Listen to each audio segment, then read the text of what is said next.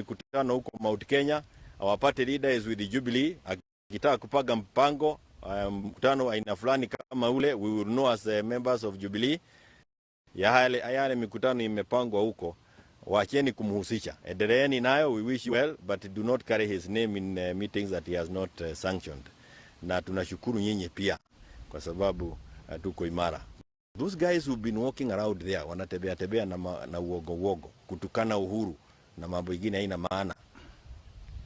maana. Na we don't want to dwell on those things.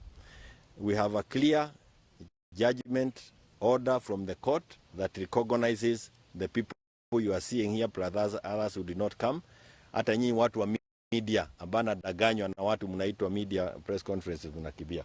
Let me allow Derito to tell us about the state of the nation for the last 1 year.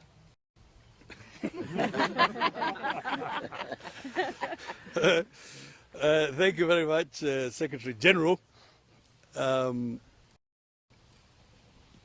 months ago, Azimio Coalition issued a scorecard assessing what the regime has done for the time that they have been in office.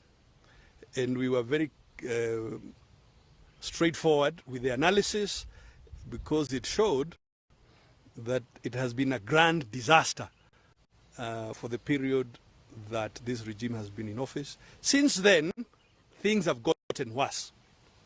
On inflation, you know that by around July, because of the wrong rains then, inflation had subsided a little bit.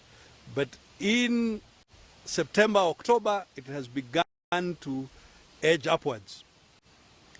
You also know that interest rates have continued with their upward trend, mainly because of the behavior of government.